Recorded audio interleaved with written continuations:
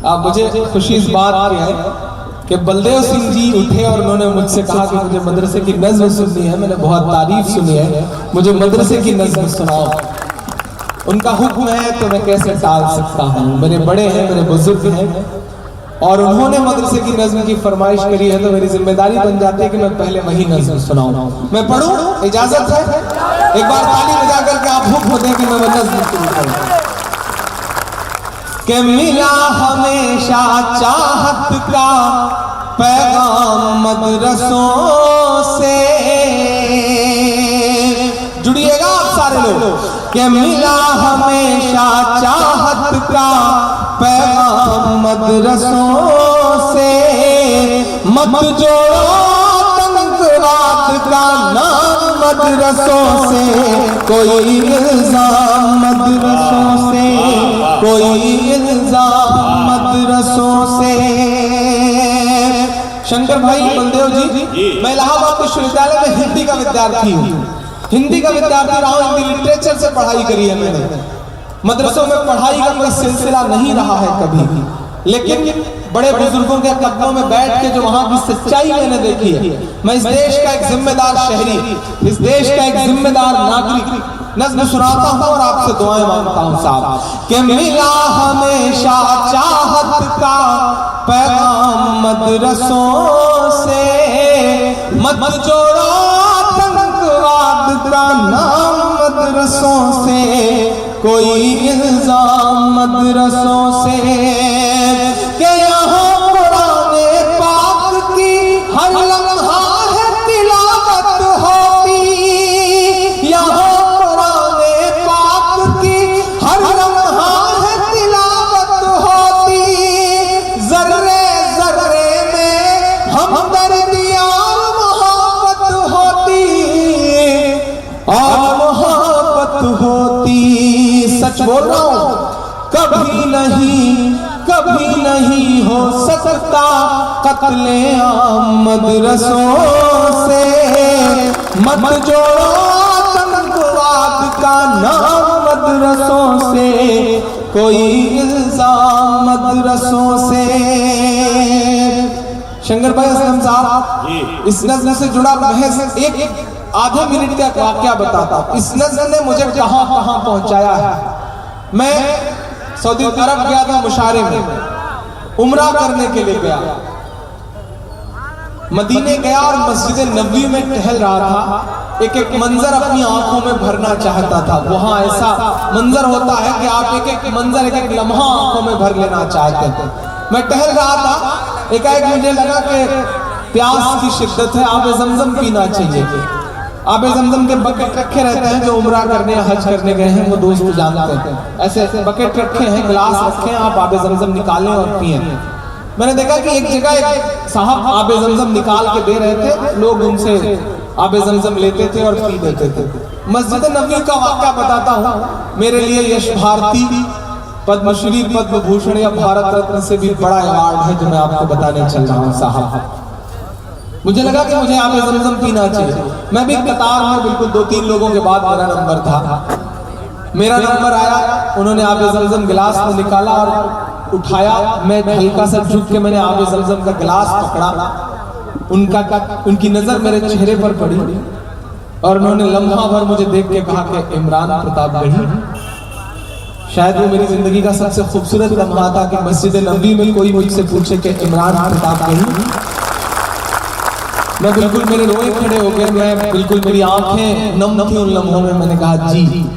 उन्होंने अपना मोबाइल निकाला, 4-5 उनके दोस्त और थे, उनको आवाज दी और जल्दी जल्दी करीब बुलाया और फिर अपने मोबाइल का वीडियो गैलरी खोल के कहा कि ये देखो तुम्हारी नज़्म, मैं सिंध का रहने वाला हूँ और बेटा हमारी मस्जिदों में तुम्हारे लिए दुआएं होती हैं। ये हासिल हुआ है इस नज़्म से, ये मिला है मुझे। जब मैं मुशायरे की दुनिया में आया था असलम साहब, तो आप मुशायरे के तमाम मुशायरों की गड़ी समझते हैं। मुशायरे के बड़े शोरा मुझसे कहा करते थे कि तुम जो पढ़ते हो इसे अदब पर जगह नहीं मिलेगी, तुम जो पढ़ते हो इसे किताबों में नहीं पढ़ाया जाएगा तुम्हारे मरने के बाद। तब मैं आपकी दुआओं के भरोसे न जाने किस कॉन्फिडेंस की वजह से उनसे कह देता था कि हो सकता है कि मैं मरने के बाद किताबों में ना पढ़ाया जाऊं, हो सकता है कि मैं मरने के बाद अदब में जगह ना पाऊं, लेकिन मैं ये जानता हूं कि इंशाअल्लाह मैं जीते जी आवाम के दिलों में जरूर जगह पाऊंगा। आज मुझे जगह हासिल है। जिस अवार्ड को पाने के लिए लोग दरबारों के चक्कर लगाते हैं, ये एकदम प्रैक्टिकल बात आपसे कह रहा हूं, दरबारों के चक्कर लगाते हैं। मैंने बचपन से सुन रखा है और बारहा सुन रखा है कि अवार्ड या तो दरबारों के चक्कर लगाने से मिलते हैं या हुकूमतों की तारीफ करने से मिलते हैं। जिस दिन मुझे फोन आया और ये कहा गया कि आप यश भारती अवार्ड के लिए चयनित हैं, उस दिन मुझे लगा कि नहीं यार, आवाम का दर्द गाने पर भी अवार्ड मिल सकता है, आवाम की आवाज बन के बोलने पर भी अवार्ड मिल सकता है। तमाम वो लोग जो मुसलसल खारिज करते थे, मेरी जितनी उम्र है उतने दिन से अवार्ड के लिए कोशिशें कर रहे थे, वो सब हैरत में थे कि ये क्या हो गया। लेकिन ये मेरी शायरी में कुछ ऐसा नहीं है कि मुझे अवार्ड मिल सके, ये सिर्फ और सिर्फ आपकी दुआओं के सदके में मिला है। मैं न्योछावर करता हूं आप पर अपना अवार्ड, अपनी शोहरतें, अपना सब कुछ, क्योंकि आपकी वजह से मैं इमरान हूं, मैं आवाम का शायर हूं। मैं शायद अदब का शायर नहीं हूं, मैं मानता हूं, लेकिन मैं आवाम का शायर हूं और आवाम की आवाज को नकारा नहीं जा सकता साहब। मैं पढ़ता हूं, मत जोड़ो आतंकवाद का नाम मदरसों से, कोई इल्जाम मदरसों से, चाहे शेखुल हिंद हो या फजले हक खैराबादी। कल बिजनौर में था, मैं इस मुशायरे में इस नज्म को पढ़ रहा था, मेरे सामने हजारों लोग खड़े होकर इस नज्म को मेरे साथ गा रहे थे, मुझसे पहले गा रहे थे। ये इनाम है मेरे लिए कि लोगों को मेरी नज्म याद है। मैं पढ़ता हूँ साहब कि चाहे शेखुल हिंद हो या फजले हक खैराबादी, जंगे आजादी में सबने अपनी जान लड़ा दी, अपनी जान लड़ा दी। मिला हमें आजादी का इनाम मदरसों से, मत जोड़ो आतंकवाद का नाम मदरसों से, कोई इल्जाम मदरसों से। गलती हमारी भी है, हमने अपनी तारीफ अपने बच्चों को नहीं बताई, हमने अपनी तारीफ बिल्कुल अपने बच्चों से नहीं बताई। नेपोलियन ने कहा कि एक झूठ तब तक बोलो जब तक सच न मान लिया जाए, उन्होंने इस पर अमल किया। एक झूठ तब तक बोला जब तक सच नहीं मान लिया गया। उन्होंने आपको दहशतगर्द कहना शुरू किया, ये एक झूठ था, लेकिन इतनी बार बोला कि दुनिया ने सच मान लिया और आप अपना ही सच दुनिया के सामने नहीं रख सके। गलती हमारी भी है, खामियां हमारी भी है साहब। बोलना पड़ेगा, बोलिए, चीखिए, चिल्लाइए। अब नहीं बोलेंगे तो कब बोलेंगे? मीडिया आपकी खबरें नहीं लिखता। मुझे तो फख्र है जमशेदपुर की मीडिया पर। मैं पिछली बार आया था, इस मुशायरे की जिस तरह कवरेज उन्होंने दी, पूरे हिंदुस्तान में मैंने किसी प्रिंट मीडिया में किसी मुशायरे की इतनी अच्छी कवरेज आज तक कभी नहीं देखी है। मैं सलाम करूंगा और मैं तो पूरी जिम्मेदारी से कह रहा हूं कि मेरे यश भारती अवार्ड में यहाँ की मीडिया कवरेज का बहुत बड़ा रोल है, क्योंकि जो मेरा पोर्टफोलियो गया था संस्कृति मंत्रालय को, उसमें यहाँ की खबरों के फोटो स्टेट जो लगते हैं उसकी स्कैनिंग कॉपी लगी थी और उसे पढ़ करके तमाम बड़े अधिकारियों ने कहा बाप रे, इतनी बड़ी भीड़, इतना बड़ा मुशायरा। ये यहाँ के तमाम अखबारों की मोहब्बतों को सलाम करते हुए मैं ये बात कह रहा हूँ साहब। अगर मीडिया आपकी खबरें नहीं दिखाता, इलेक्ट्रॉनिक मीडिया नहीं दिखाता, तो यार मीडिया आप सोशल मीडिया के सांचे में ढल रहा है। आपके हाथ में जो 8,000 10,000 का मल्टीमीडिया मोबाइल है ना, इस पे फेसबुक है, ट्विटर है, अपनी बात रखिए, अपना दर्द रखिए, समझदारी के साथ, हिकमत के साथ एक एक चीज को दुनिया के सामने रखिए। मिनहाज अंसारी का केस जामताड़ा तक सिमट के रह जाता। अगर आज पूरी दुनिया मिनहाज अंसारी मरहूम को जान रही है तो ये सोशल मीडिया के प्रेशर का नतीजा है साहब। नजीब को आज हिंदुस्तान का बच्चा बच्चा जान रहा है तो ये फेसबुक, यूट्यूब और सोशल मीडिया की वजह से है। ये इमरान की नज़्मों को इसके घर घर तक पहुंचाया है। मुझे किसी टीवी चैनल ने स्टार नहीं बनाया। आज तक आपने मुझे किसी भी टीवी चैनल के किसी भी स्क्रीन पर नहीं देखा होगा। ये टीवी उर्दू तक मुझे रिकॉर्ड करता है लेकिन दिखाने की हिम्मत नहीं कर पाता है। डरता है हुकूमतों से। लेकिन आज अगर मैं गांव-गांव में, घर-घर में, बच्चे की मोबाइल में, बच्चे के दिल में हूं, तो ये सोशल मीडिया का असर है साहब। सैल्यूट सोशल मीडिया को, जिसने हम जैसे न जाने कितने गुमनाम स्टार पैदा कर दिए। मैं पढ़ता हूं साहब कि चाहे शेखुल हिंद हो या फजले हक खैराबादी, जंगे आजादी में सबने अपनी जान लड़ा दी। मिला हमें आजादी का इनाम मदरसों से, मत जोड़ो आतंकवाद का नाम मदरसों से। के बड़ी जरूरत देश को जब जब किया कमाल इन्हीं ने। शंकर भाई इस देश का मिसाइल मैन अपनी 5वीं तक की तालीम चेन्नई के एक मस्जिद के बरामदे में बैठ के पूरी करता था और बाद में इस देश को परमाणु संपन्न बनाता था। और सिस्टम कुछ भी प्रोपेगेंडा करे साहब, नहीं साहब हम बोलेंगे, बोलने का असर भी होता है। मैं बोल रहा हूं कि बड़ी जरूरत देश को जब जब किया कमाल इन्हीं ने। देश को एक से एक बढ़कर के दिया है लाल इन्हीं ने, दिया है लाल इन्हीं ने। 3 राष्ट्रपतियों के नाम गिनाता है इमरान। नई नस्लें याद करें इसे।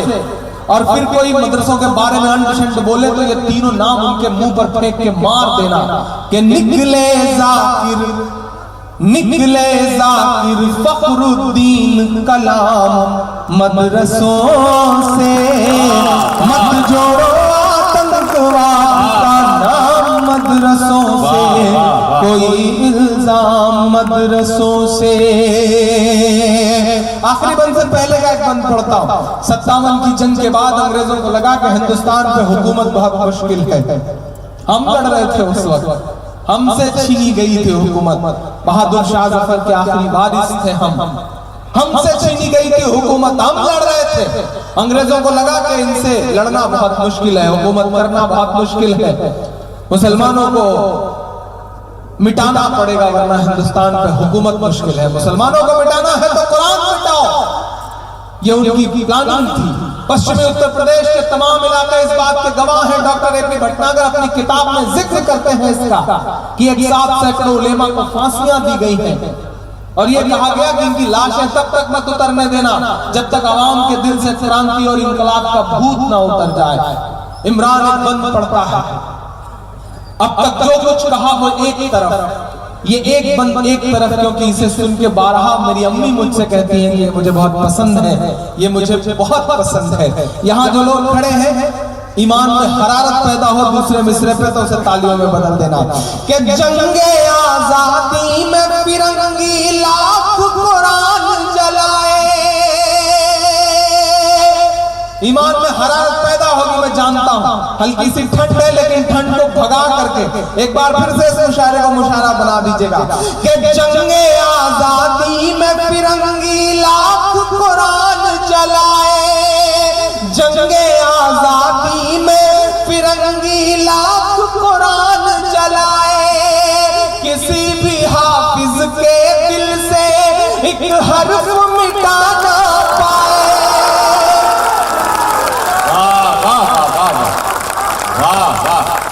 जिंदाबाद इमरान भाई, जिंदाबाद। जंगे आजादी में फिरंगी लाख कुरान जलाए। किसी भी हाफिज के दिल से एक हर्फ मिटा ना पाए, एक हर्फ मिटा ना पाए। लिया है अल्लाह ने ऐसा भी काम मदरसों से, मत जोड़ो मदरसों से, कोई इल्जाम मदरसों से। आखिरी बंद पढ़ता हूं इस नज़्म का और दुआएं मांगता हूं आपसे। दामन भर के जाना चाहता हूं इस जमशेदपुर से। आपने जितनी दुआएं दी हैं सलाम है इसे। मैं हिंदुस्तान के तमाम मुशायरों पर इस एक मुशायरे पर तमाम मुशायरे में उछावर कर सकता हूं क्योंकि महज 5 शायरों के लिए पूरी रात भर मुशायरा चल रहा है। ये किसी मुशायरे की कामयाबी की सबसे बड़ी गारंटी हो सकती है। चंद लोग हैं लेकिन पिछले 6-7 घंटे से आप जिस शिद्दत के साथ यहाँ मौजूद हैं और जिस तरह मुशायरे को जिंदगी दे रहे हैं, उसे सलाम है साहब। के वो कहते हैं हथियार मिलता है, वो कहते हैं ट्रेनिंग दी जाती है।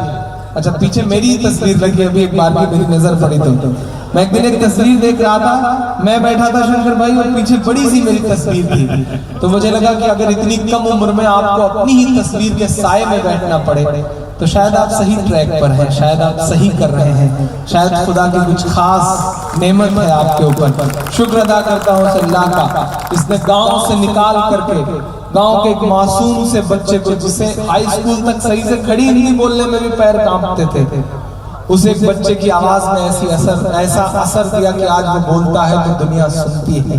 ये उसका करम है साहब। वो जिसे चाहे नवाज दे, वो जिसे चाहे इज्जत दे, जिसे चाहे जिल्लत दे। वो तो इज्जो मंतशा, वो तो जिल्लो मंतशा। इस पर यकीन है, पूरी तरह से यकीन है। मैं पढ़ता हूँ आखिरी बंद, वो कहते हैं हथियार मिलता है, वो कहते हैं ट्रेनिंग दी जाती है। मैं बताता हूँ क्या मिलता है कि वज़ू के लोटे कुछ कुरान और टूटी हुई चटाई। इस सदी का सबसे बड़ा सच है। और मैं तो कह रहा हूं कि मदरसों के जरिए इस देश के बेसिक एजुकेशन में गवर्नमेंट को बहुत बड़ा योगदान मिल रहा है। हजारों हजार लाखों लाख बच्चे हैं जो मदरसों के जरिए शैक्षिक हो रहे हैं, पढ़ रहे हैं, साक्षर दर बढ़ रही है। वरना जिस दिन मदरसे बंद हो जाएंगे, इनके बच्चे सड़कों पर आ जाएंगे, तो आप उनको पढ़ाने के लिए प्राइमरी स्कूल नहीं दे पाएंगे, क्योंकि प्राइमरी एजुकेशन का पूरा सिस्टम चौपट है देश का। देश को सुधारना पड़ेगा इन चीजों को। मदरसे तो देश की तरक्की में योगदान दे रहे हैं साहब। मैं बोलता हूँ कि वज़ू के लोटे कुछ कुरान और टूटी हुई चटाई, जिसे देखना है वो आकर देखेंगे सच्चाई, देखेंगे सच्चाई के फैला है। आमीन कहिएगा यहाँ से वहां तक। फैला है और फैलेगा इस्लाम मदरसों से। मत जोड़ो आतंकवाद का नाम मदरसों से, कोई इल्जाम मदरसों से। मैं आऊं जाऊं, इसमें वक्त जाया करूं। एक लफ्ज पढ़ना चाहता हूं, बहुत पेन हो रहा है पीछे। मैं कोशिश कर रहा हूं कि मैं पढ़ सकूं। पिछले मेरे साले के 2.5 घंटे के आसपास से पढ़ रहा हूं। आप लोग गुर्दे में दर्द पैदा करवा देते हैं, ये आलम हो जाता है। आपकी मोहब्बतें भी बड़ी जानलेवा है साहब। अच्छा, प्रोसेस के तहत तंग करते हैं असलम भाई, प्रोसेस के तहत तंग करते हैं। पहले एक फरमाइश, फिर एक फरमाइश। और मुर्शिद भाई भी कमाल के आदमी है, इन्हें 5 रुपए में 50 रुपए का काम लेने का हुनर आता है। इन्हें पता है बंदे से कितना काम लेना। अगर मैं कभी प्रधानमंत्री बना तो इस बंदे को वित्त मंत्री जरूर बनाऊंगा साहब, इसमें कोई दो राय नहीं। और आप भी कमाल के लोग, अंडर प्रोसेस सारा काम करते हैं, तंग भी करते हैं तो सलीके से। वो एक घर में डकैत घुस गए, घर वाले बेचारे बड़े सीधे साधे सोनू भाई की तरह। आप ऐसे हंस रहे हैं जैसे सोनू भाई मतलब सीधे साधे नहीं। ऐसी बात है तो मैं मान लेता हूँ कि सीधे साधे नेता आदमी है, सीधे साधे वो भी कह सकते हैं। घर में डकैत घुस गए, घर वाले बड़े सीधे साधे। उन्होंने सोचा मार खा के लुटवाने से अच्छा है ऐसे ही दे दो। उन्होंने डकैतों से कहा भाई हमें मारना मत, ये तिजोरी की चाबी, ये अलमारी की चाबी, यहाँ पैसे रखे हैं, यहाँ गहने रखे हैं, सब ले लीजिए, लेकिन हमें मारिए मत। डकैतों ने चाबियां ली, तिजोरी की गठरी बनाई, जो माल रखा था अलमारी में उसकी पोटली बनाई, सब लूट लूट करके गठरी बना कर रख दिया। घर वालों ने सोचा चलो जान बची, माल गया कोई बात नहीं, गठरी ला करके रख ली। घर वाले सोचे अब ये जा रहे हैं। फिर डकैतों ने डंडा उठाया और पीटना शुरू किया, कस के पीटा। तो घर वालों ने कहा कि भैया जब हमने सब मतलब दे दिया था तो अब मारने की क्या जरूरत है। तो डकैतों ने कहा देखिए भाई, इसका भी एक प्रोसेस है, ये अंडर प्रोसेस काम हो रहा है। मतलब बिना पीटे अगर हम लूट के चले जाएं तो हमें लगता है कि हमने प्रोसेस के तहत कोई काम किया ही नहीं, इसलिए हमें ये सब करना पड़ रहा है। तो आप भी प्रोसेस के तहत काम कर रहे हैं, दर्द दे दे करके सुन रहे हैं। आज ऐसा पहली बार हो रहा है कि गुर्दे में दर्द हो रहा है साहब आपको शायरी सुनाते हुए। लेकिन मैं पढ़ता हूं, जो कहते हैं इस आंधी में पर ना तोला जाएगा, जो इस बात पे खुश है हमसे लब ना खोला जाएगा, उनसे कहो हम तूफानों से डरने वाले लोग नहीं, कातिल को मरते दम तक कातिल ही बोला जाएगा, कातिल को मरते दम तक कातिल ही बोला जाएगा। मैं पढ़ता हूं साहब, घर वापसी घर वापसी घर वापसी। आज भी चिट्ठी लिखी है एक महासभा ने टीना डाबी के बाप को कि अतर उल शफी से शादी करें, उससे पहले उनकी घर वापसी करवाइए। तब मुझे लग रहा है कि मुझे नज़्म पढ़नी चाहिए। शंकर भाई रेट लगाए जा रहे हैं, 5 लाख रुपए का पर्चा छपा है कि 5 लाख रुपए ले लीजिए और घर वापस आ जाइए। आधा तो मेरी उंगलियों में दर्द इस माइक को सेट करने में शुरू से लग रहा है। जैसे ही इसे उठाता हूँ ये बिल्कुल हुकूमत के मेयार की तरह नीचे बैठता चला जाता है। मैं इसे बार बार उठाने की कोशिश करता हूँ या फिर नीचे बैठता चला जाता है। लेकिन मैं भी हूँ कि एक हाथ से सहारा देके, बाहर से समर्थन देके सरकार को चलने पे मजबूर किए हुए हूँ, क्योंकि मैं उत्तर प्रदेश से आया हूँ। वहाँ राम नाइक है, यहाँ माइक है, वो ना उधर बोलने देते हैं ना ये इधर बोलने दे रहा है, लेकिन मैं कोशिश कर रहा हूँ कि कुछ और बोला जा सके। घर वापसी घर वापसी घर वापसी। 5 लाख और 2.5 लाख का रेट लगाया साहब, लेकिन रेट लगाने वाली ये भूल गए कि साहब ये जो ईमान है, आप एक तराजू पे ईमान रख दे और एक तराजू पे पूरी कायनात रख दे, तब भी जो ईमान का पलड़ा है वो कहीं ना कहीं झुका नजर आएगा। क्योंकि ये हमारा ईमान है, हमारा यकीन है, हमारा विश्वास है, हमारी आस्था है, हमारी श्रद्धा है कि दुनिया कुछ नहीं है, दुनिया फानी है। जब दुनिया फानी है तो फिर किसी चीज का क्या मतलब, ये लाख और ये करोड़ क्या होते हैं साहब।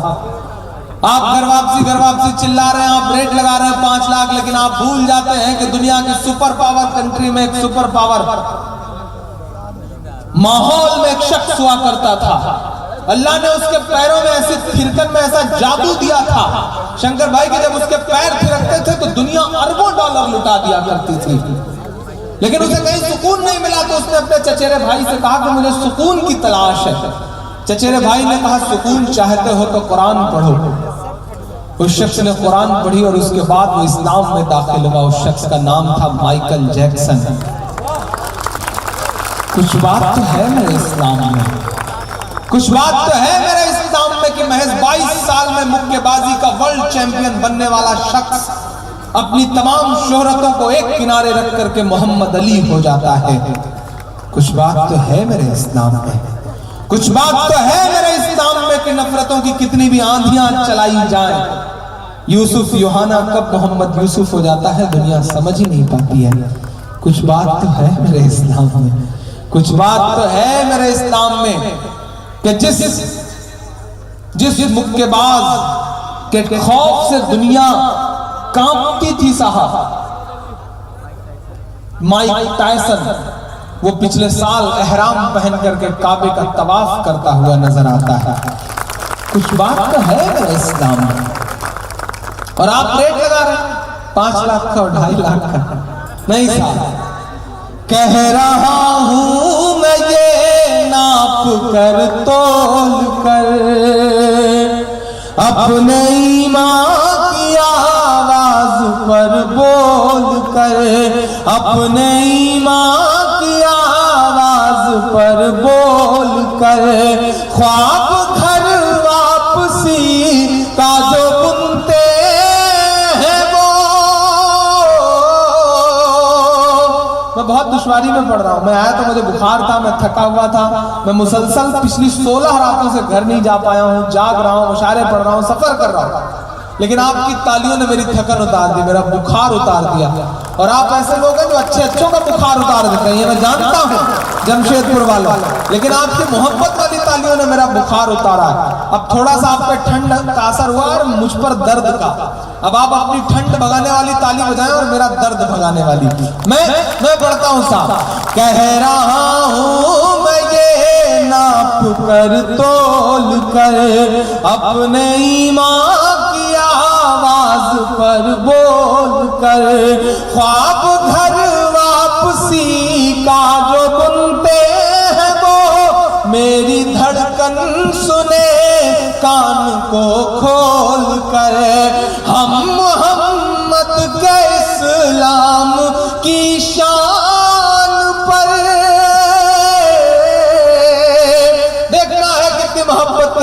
आप अपने आका से, यहां से वहां तक शिरकत हो आपकी।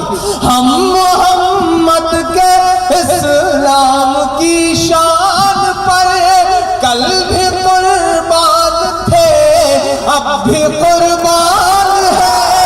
हम मुसलमान हैं, हम मुसलमान हैं, हम मुसलमान हैं, हम मुसलमान हैं। और अब इस मिसरे पर चाहिए कि मेरे भारत तेरी आन है, शान है। मेरे भारत तेरी आन है, शान है। हम तेरी सरहदों के निगहबान हैं। हम मुसलमान हैं, हम मुसलमान हैं, हम मुसलमान हैं, हम मुसलमान हैं। थोड़ा सा वॉल्यूम बढ़ा देना कि हम तो फारस अरब से भी आए नहीं। मैं बहुत छोटा था शंकर भाई, तो जब मुझे सड़क पार करनी होती थी तो मेरे पड़ोस में सीताराम चाचा होते थे, मेरे पड़ोस में भगवती चाचा रहते थे। वो मेरी उंगलियां पकड़ करके मुझे सड़क पार करवाया करते थे।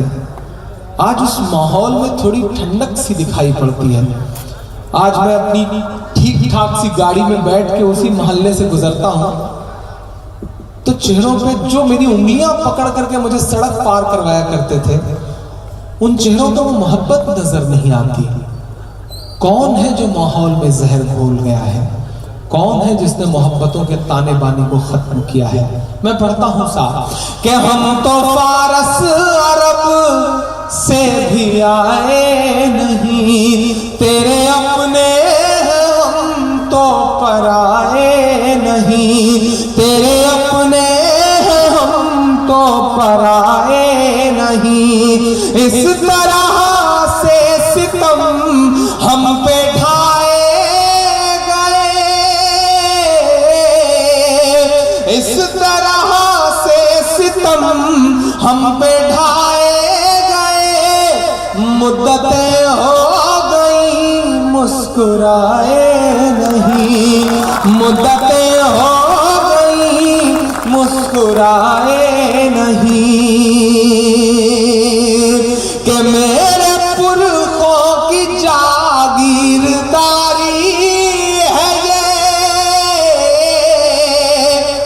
हिंदुस्तान की हजारों इमारतें गवाह हैं इन मिसरों की। ट्रैवल एजेंसी खोले हुए लोग टिकट लेकर के खड़े हैं, ये कहते हैं कि पाकिस्तान चले जाओ। नहीं साहब, वो चाहते हैं कि हिंदुस्तान छोड़ दें हम। बताओ, भूत के डर से मकान छोड़ दें हम? नहीं छोड़ेंगे साहब। और हम क्यों हिंदुस्तान छोड़े? हिंदुस्तान हमारा है। जो हिंदुस्तान छोड़ने की बातें करते हैं वो बाय डिफॉल्ट हिंदुस्तानी हैं। हम बाई चॉइस हिंदुस्तानी हैं। हमने चुना है हिंदुस्तान को। 2 गुना ज्यादा हक है हमारा इस मुल्क पर, और हम इस मुल्क से प्यार करते हैं, इस मुल्क की चीजों से प्यार करते हैं। आप हमें नैतिकता का पाठ न पढ़ाएं। आप तो वो हैं कि राष्ट्रवाद की बड़ी बड़ी बातें करते हैं, लेकिन सर्जिकल स्ट्राइक के बाद शहीद हुए एक भी जवान के घर आज तक एक भी सेंट्रल गवर्नमेंट का मिनिस्टर शव यात्रा में शामिल होने नहीं गया है। वहीं दादरी में अखलाक का कातिल जो जेल में चिकनगुनिया से मर जाता है, उसकी लाश पर तिरंगा उड़ाया जाता है और इस देश का संस्कृति मंत्री महेश शर्मा वहां जाकर के उस लाश को नमन करता है। तब मेरा मन करता है मैं उनसे कह दूं कि अच्छा मुहूर्त है इसी साल चला जाए, अच्छा मुहूर्त है इसी साल चला जाए, लेकर के तंबू तिरपाल चला जाए। जिसको तिरंगे की अजमत से प्यार नहीं, भारत छोड़ के वो नेपाल चला जाए, भारत छोड़ के वो नेपाल चला जाए। हम क्यों जाए साहब? हजारों इमारतें हिंदुस्तान की गवाह है इमरान के इन मिसरों की कि मेरे पुरखों की जागीरदारी है ये, मेरे पुरखों की जागीरदारी है ये। मत समझना कि हम लोग मेहमान मुसलमान हैं, हम मुसलमान हैं। मेरे भारत तेरी आन है, शान है, हम तेरी सरहदों के निगहबान हैं। हम मुसलमान हैं, हम मुसलमान हैं। सोनू भाई ने चूड़ी टाइट करी तब माना ये माइक। हम शायर आदमी है, शरीफ आदमी, हमें चूड़ी टाइट करना आता ही नहीं, साला करें क्या। इस बंदे ने टाइट की, नेता आदमी ने चूड़ी टाइट करी, देखिए तुरंत मान गया ये माइक। कमाल है साहब। मैं आखिरी बंद पढ़ता हूँ इस नज्म का। शंकर भाई घर वापसी, घर वापसी, घर वापसी। अरे आप तो अच्छे अच्छे की चूड़ी टाइट कर दिए हैं तो। नहीं साहब, मैं बड़ा शरीफ आदमी हूँ। ऐसा इल्जाम हम मासूम शायरों पर मत लगाइए भाई। मैं बड़ा शरीफ आदमी हूँ साहब।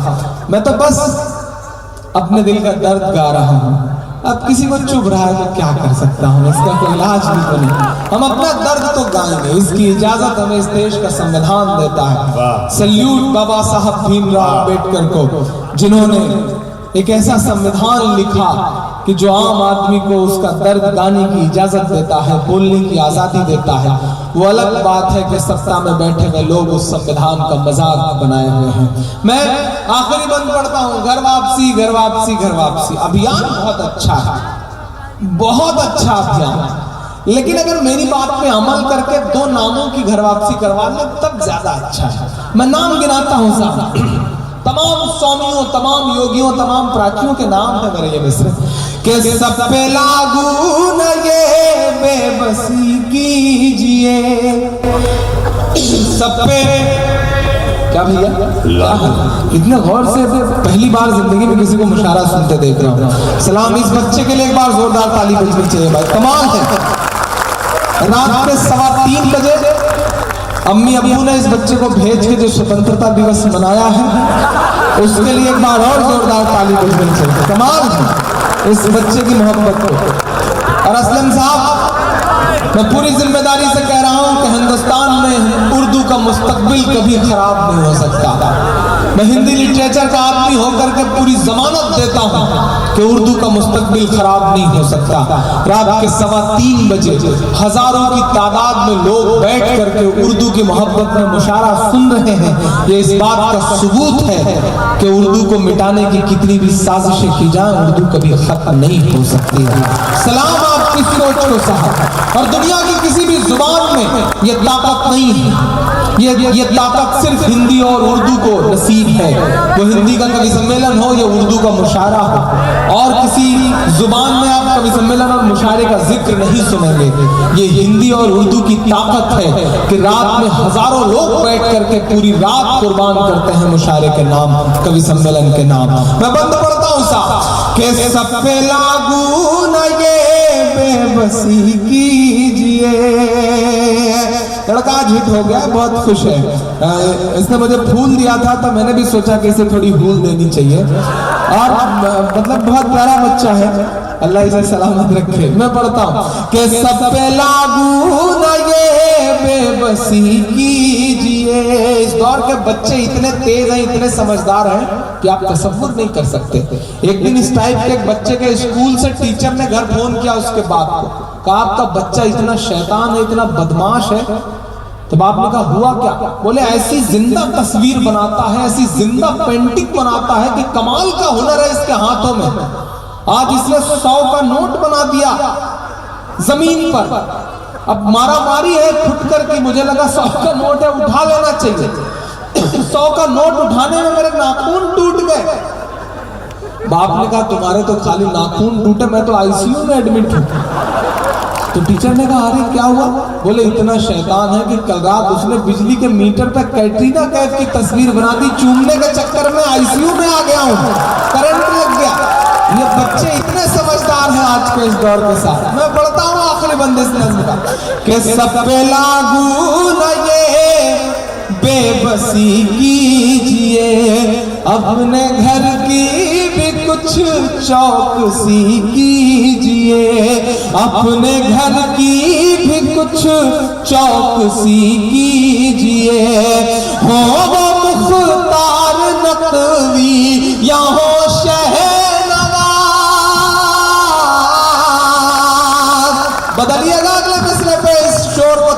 में कि हो वो मुख्तार नकवी या हो शहनवाज, पहले उनकी तो घर वापसी कीजिए, पहले उनकी तो घर वापसी कीजिए। कि 5 दिन की हुकूमत पे इतना नशा, मेरा तेवर, मेरा ईमान, मेरी खुददारी, मेरा जज्बा बोलता है इन 2 मिसरों में। और अगर आपकी 800 सालों की तारीख शामिल हो इन 2 मिसरों में, तो अब तक जिन्होंने हाथ नहीं खोला मैं उन्हें भी कसम देता हूं कि 5 दिन की हुकूमत पे इतना नशा, 5 दिन की हुकूमत पे इतना नशा, हम तो वो है जो सदियों से सुल्तान है, हम मुसलमान हैं, हम मुसलमान हैं, हम मुसलमान हैं, हम मुसलमान हैं। मेरे भारत तेरी आन है, शान है, हम तेरी सरहदों के निगहबान हैं, हम मुसलमान हैं, हम मुसलमान हैं। और जाते जाते बिल्कुल आखिर में एक नज़्म पढ़ के जा रहा हूं। नहीं नहीं, इस सब में कुछ नहीं, एक मेरी पसंद की नज़्म सुन लीजिए, एक नई नज़्म सुन लीजिए, मेरी पसंद की नज़्म सुन लीजिए। डॉक्टर कुंवर बेचैन ने कभी एक शेर कहा कि तेरी हर बात चलकर यूं भी मेरे जी से आती है, कि जैसे याद की खुशबू किसी हिचकी से आती है। मुझे आती है तेरे बदन से माँ वही खुशबू, जो एक पूजा के दीपक में पिघलते घी से आती है, जो एक पूजा के दीपक में पिघलते घी से आती है। कभी रमेश सोज ने कहा कि बहुत रोते हैं पर दामन हमारा नम नहीं होता, इन आंखों के बरसने का कोई मौसम नहीं होता, हमेशा दुश्मनों के बीच भी महफूज रहता हूँ, मेरी माँ की दुआओं का खजाना कम नहीं होता, मेरी माँ की दुआओं का खजाना कम नहीं होता। परसों मेरा ख्याल है कि तकरीबन 17-18 दिन बाद अम्मी से मुलाकात होगी, उनके हाथ की बनी रोटी शायद नसीब हो, कोई अर्जेंट कहीं कोई मुशायरा निकल आया तो मेरा मन कर रहा है कि मैं एक नज़्म सुनाऊं जो अमूमन मैं मुशायरों में नहीं पढ़ता हूं। एक नज़्म पढ़ता हूं जिसका उन्वान है माँ। उस नज़्म की तमहीद बस इतनी है कि एक छोटा सा बच्चा है, उसकी माँ बीमार है, वो खुदा से अल्लाह से दुआ कर रहा है कि मुझसे सब कुछ छीन ले लेकिन मुझसे मेरी माँ मत छीन।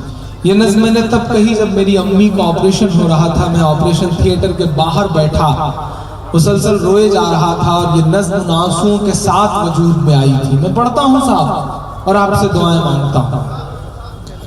खुदा मुझसे माँ की मोहब्बत न छीने, खुदा मुझसे माँ की मोहब्बत न छीने, खुदा मुझसे माँ की मोहब्बत न छीने, खुदा मुझसे माँ की मोहब्बत न छीने।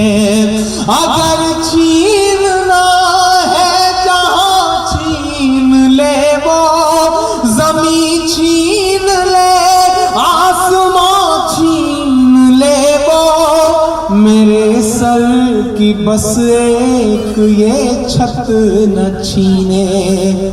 खुदा मुझसे माँ की मोहब्बत न छीने, खुदा मुझसे माँ की मोहब्बत न छीने, खुदा मुझसे माँ की मोहब्बत न छीने। कलीम कैसर साहब ने कभी एक शेर कहा कि अपने बच्चों से लगा रखते हैं सब क्या क्या उम्मीद, खुशनसीबी है जो अपने पेड़ का फल खा सके, पूरी करते रहते हैं बीबी की सब फरमाइशें और बूढ़ी माँ का एक चश्मा नहीं बनवा सके। और बूढ़ी माँ का एक चश्मा नहीं बनवा सके। वही माँ कहती है कि अगर टूटा हुआ चश्मा मेरा बनवा दिया होता तो मैं अच्छा शगुन, अच्छा मुहूर्त देख सकती थी। मुझे ख्वाहिश कहाँ दुनिया को देखूं ऐ मेरे बेटे, मगर चश्मा लगाकर तेरी सूरत देख सकती थी, मगर चश्मा लगाकर तेरी सूरत देख सकती थी। पहला बंद पढ़ता हूं इस नज़्म का साहब कि अगर माँ न होती ज़मीं पर न आता, जो आंचल न होता कहाँ सर छुपाता। मेरा लाल कहकर बुलाती है मुझको, कि खुद भूखी रहकर खिलाती है मुझको। मेरा लाल कहकर बुलाती है मुझको, कि खुद भूखी रहकर खिलाती है मुझको। ये दामन मेरा चाहे नम कर दे जितना, वो बस आज मुझ पर करम कर दे इतना। जो मुझ पर हुई है इनायत न छीने, खुदा मुझ से माँ की मोहब्बत न छीने। खुदा मुझ से माँ की मोहब्बत न छीने। कि मुझे पाला पोसा बड़ा कर दिया है, कि पैरों पे अपने खड़ा कर दिया है। कभी जब अंधेरों ने मुझको सताया, तो माँ की दुआ ने ही रास्ता दिखाया। कभी जब अंधेरों ने मुझको सताया, तो माँ की दुआ ने ही रास्ता दिखाया। इन होठों की मेरे हंसी छीन ले वो, कि गम दे दे हर एक खुशी छीन ले वो। यही एक बस मुझसे दौलत न छीने, खुदा मुझसे माँ की मोहब्बत न छीने। खुदा मुझसे माँ की मोहब्बत न छीने। और आखिर में बच्चे को लगता है कि माँ नहीं बचेगी, तो आखिर में अल्लाह से, खुदा से क्या दुआ करता है, क्या कहता है कि अगर माँ का सर पर नहीं हाथ होगा, तो फिर कौन है जो मेरे साथ होगा। अगर माँ का सर पर नहीं हाथ होगा, तो फिर कौन है जो मेरे साथ होगा। कहाँ मुँह छुपा कर के रोया करूँगा, तो फिर किसकी गोदी में सोया करूँगा। कहाँ मुँह छुपा कर के रोया करूँगा, तो फिर किसकी गोदी में सोया करूँगा। मेरे सामने माँ की जान छीन करके मेरी खुशनुमा दास्तां छीन करके, मेरा जोश और मेरी हिम्मत न छीने। खुदा मुझसे माँ की मोहब्बत न छीने। और जाते जाते जमशेदपुर वालों 4 मिसरे में बस इतना करके जा रहा। कमेटी को बहुत मुबारकबाद, मुर्शिद साहब को बहुत मुबारकबाद, सोनू भाई को, जाहिद साहब को, रियाज साहब को, समीर साहब को।